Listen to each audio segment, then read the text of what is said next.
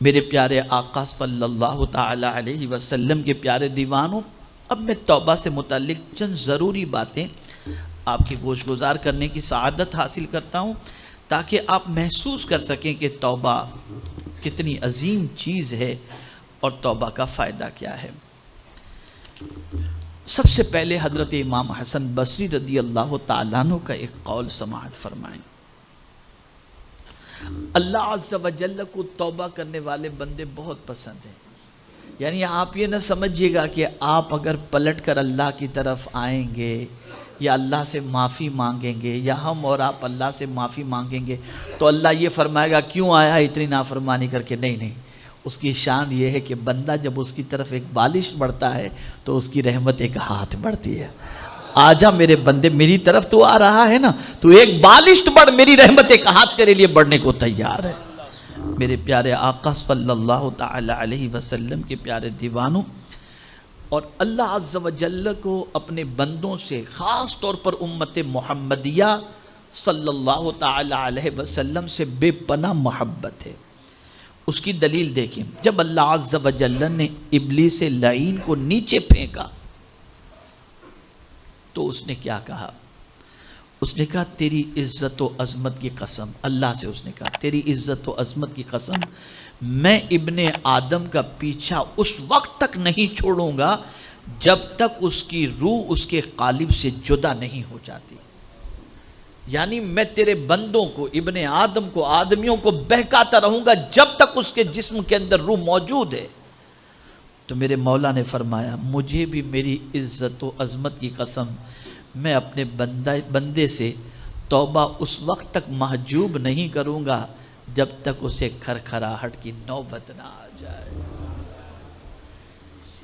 یعنی میرا بندہ جب تک کہ اس کے حلق میں روح نہیں اٹکتی اور کھرکھراہٹ کا معاملہ نہیں ہوتا، اس وقت تک اگر میرا بندہ توبہ کرے گا تو میں اس کے گناہوں کو معاف کر دوں۔ آپ اندازہ لگائیے میرے رب کی مہربانی پر۔ آج ہماری ایک کوئی نافرمانی کرے تو ہم کہہ دیتے آئندہ کیا تو نکال دوں گا، لیکن اے میرے کریم تیری عظمتوں پر قربان، ہم دن میں 70 نافرمانیاں کریں پھر بھی نہ وہ اپنی زمین سے نکال رہا ہے نہ رزق کے دروازے ہم پر بند کر رہا ہے۔ یہاں مجھے ایک واقعہ یاد آ رہا ہے، بنی اسرائیل میں ایک عابد تھا۔ اس وقت کا بادشاہ جو نیکوکار بھی تھا اور عبادت گزار بندوں سے بڑی محبت رکھتا تھا، اسے پتا چلا کہ ایک عابد بڑا عبادت گزار ہے، تو اس نے اس عبادت گزار بندے کو بلوایا۔ جب وہ آیا تو اس عبادت گزار بندے سے بادشاہ نے کہا میں چاہتا ہوں کہ تو میری مصاحبت اختیار کر، میرے پاس رہ جا، میں تجھے ایک کمرہ دے دیتا ہوں، تو کمرے میں عبادت کر، تیرا کوئی دوسرا کام نہیں، تو لگا رہے عبادت میں، لیکن تو میرے پاس رہے، میں تجھ سے بے پناہ محبت کرتا ہوں۔ غور سے سنیے گا، میں تجھ سے بے پناہ محبت کرتا ہوں، تو میرے پاس رہے۔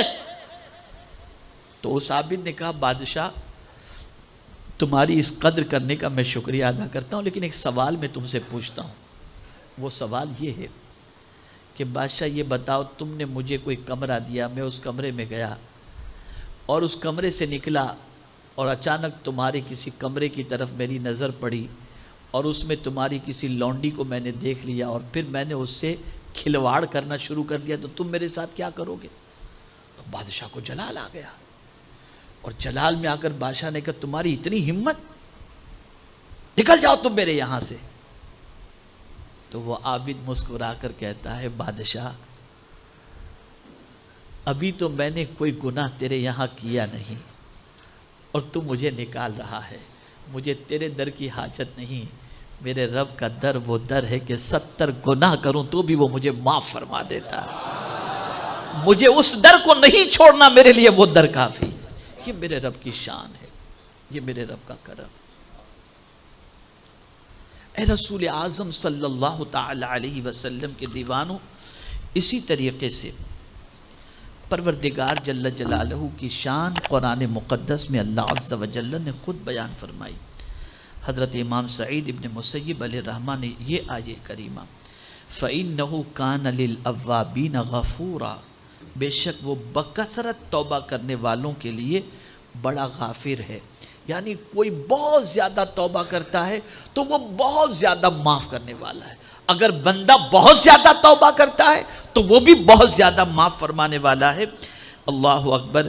اس کی تفسیر میں حضرت سعید ابن مسیب رضی اللہ تعالیٰ عنہ فرماتے ہیں جس سے گناہ ہو جائے پھر توبہ کر لے، پھر گناہ کر بیٹھے، پھر توبہ کر لے، پھر گناہ کر بیٹھے، پھر توبہ کر لے، تو ایسے بندے کو اواب کہا جاتا ہے۔ تو اگر کوئی شخص گناہ کر کے اس سے گناہ ہو گیا، انجانے میں گناہ ہو گیا، بہت کنٹرول کرنا چاہتا تھا پھر بھی قدم پھسل گیا اور گناہ سرزد ہو گیا، اور اس گناہ کے احساس کی وجہ سے وہ رو رہا ہے اور بارگاہ سمدیت میں توبہ کر رہا ہے، تو میرا مولا اسے معاف فرماتا ہے۔